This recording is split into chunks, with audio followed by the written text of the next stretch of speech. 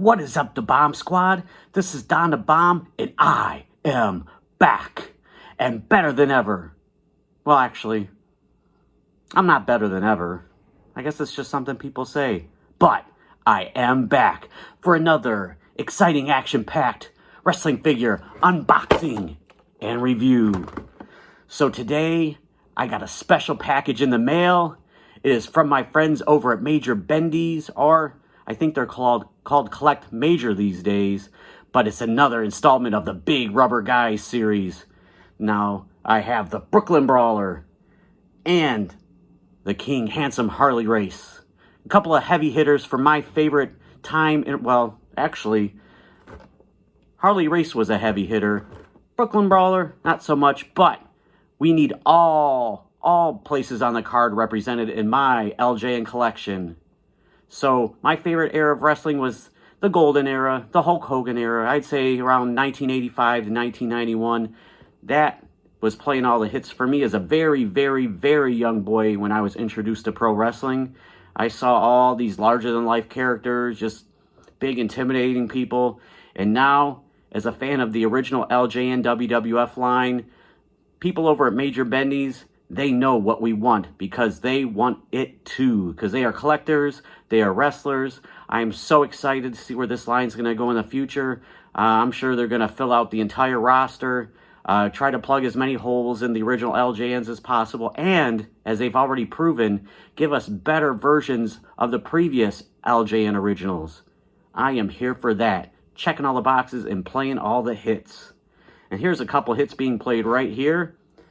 We have Handsome Harley Race. Now, this is more off his, I guess you could say, late 70s, early 80s NWA time frame. Brooklyn Brawler. Well, you know what? Before I get into this individually, I'll just take care of them individually. How about that? All right, let's start off with the King Handsome Harley Race. Looks like my belt has been dislodged from the plastic prison. Now it's just hanging over here, so hey.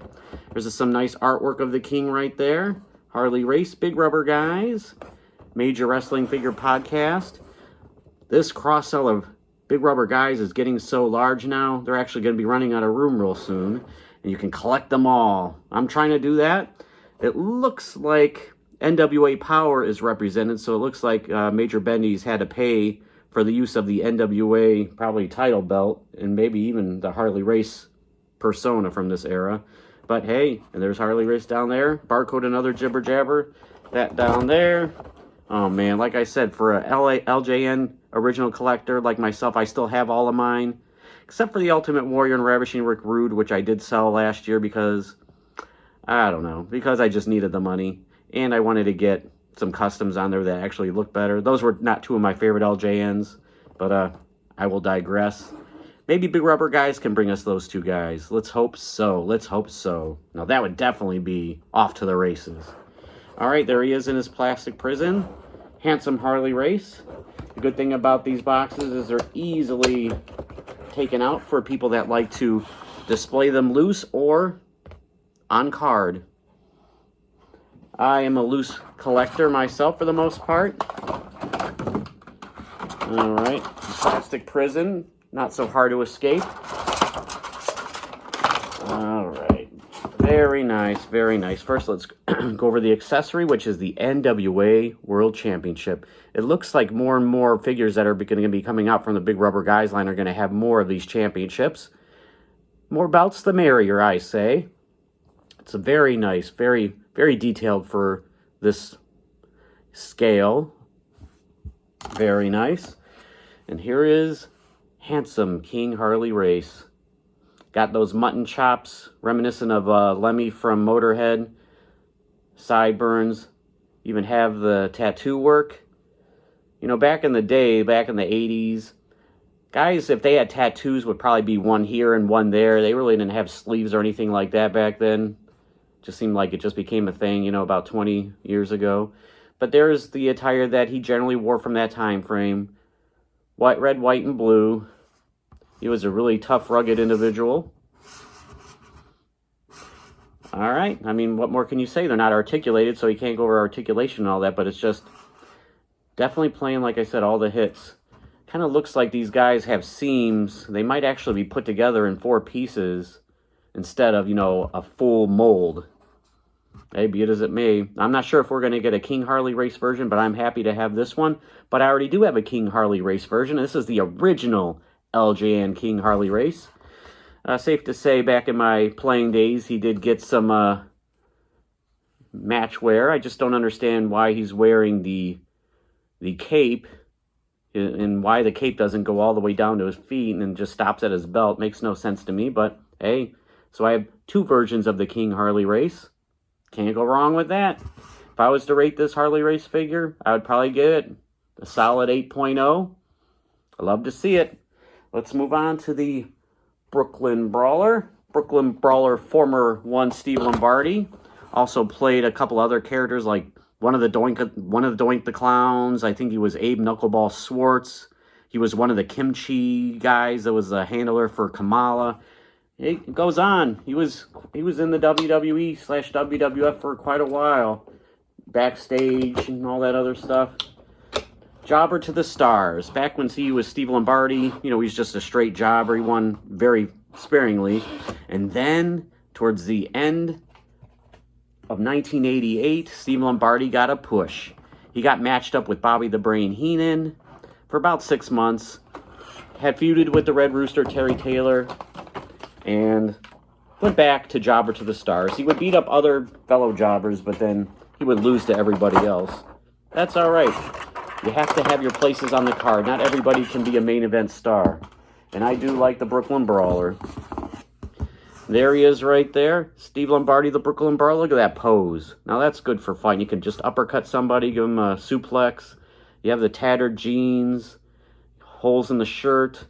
As you can see, they have Brooklyn here. He did wear a lot of Yankees merchandise back in the day. Beat up merchandise nonetheless. But for trademark copyright purposes, I have seen him wear this before, so it's not inaccurate. So has a nice flat hat cap here that he used to wear.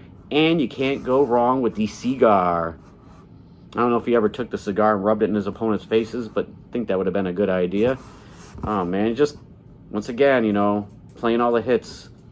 You know, if I was playing back in the day, you know, back in my playing days with my LJNs, not that I still don't play with them. Come on, let's be real now. I clang them together every once in a while. Brooklyn Brawler, you know, he would be further down my card. You know, he would beat, you know, maybe, let's bring in other lower card guys. We have Corporal Kirshner. I think I still would make Corporal Kirshner win. You never know. We have Corporal Kirshner, original LJN. Another original LJN lower card guy we had was Outback Jack. He started off hot and heavy, but he cooled off real quick. And then he was gone before you know it. Back from Australia. I would probably make Outback Jack win. What can you do? What can you do? Another guy, this guy, Steve Lombardi, the Brooklyn Brawler, might have beaten, and probably did beat at the time, and that's my friend, SD Special Delivery Jones. For whatever reason, SD Jones had 2 LJNs. He had I don't know which one was a variant, but he had the one with the Hawaiian shirt on, and then he had another one that had a red shirt. So for whatever reason, SD Jones had 2 different, well, paint schemes anyway. And then finally, another fellow heel lower card guy. We have the genius Leaping Lanny Poffo, who is my favorite wrestler. Rest in peace. Passed away in 2023, almost 2 years ago. He used to manage Mr. Perfect, and he was the younger brother of Macho Man Randy Savage. These two would make a good tag team, I would say, since there's not a Mr. Perfect yet. So once Mr. Perfect would come along, then, you know, I'd have to match up the genius with Mr. Perfect. But, hey, be it as it may, we have the Brooklyn Brawler. So, hey, couple of hits being played. You can fit these guys right in your LJN roster. And one of these days, I'm going to get an LJN display. Not quite yet, but one of these days. So, if I had to rate the Brooklyn Brawler figure, I'd probably give this I'd give this a 9.5. Very close to being perfect. But there's only one perfect choice, and that is Curt Hennig, Mr. Perfect. So, I'm going to be waiting for that. Hopefully, Major Bendies, Big Rubber guys can make that. Hopefully, they can make a genius Lanny Poffo, and who knows, sky's the limit. Well, contracts are the limit, and who they have rights to sign, but regardless, be it as it may, this is playing all the hits for me. an LJN avid collector like myself. So I'm all about it. And like I said, I'm looking forward to the future and see where it goes. And I'm sure I will not be disappointed. My wallet, on the other hand, yeah, it's going to be taking a hit. Right now, I think they have the model Rick Martel, the Brainbusters, Arn Anderson, and Tully Blanchard, and Missy Hyatt all on pre-order over at MajorBendies.com or Collect Major, whatever it is right now. And I'm excited to see where that goes. Some more cool ones to add to the collection that are well needed. So, until the next one, this is Don the Bomb for the Brooklyn Brawler and Handsome Harley Race. Have a good night, everybody. And just remember, all that glitter isn't gold. Hate to see it. Man down.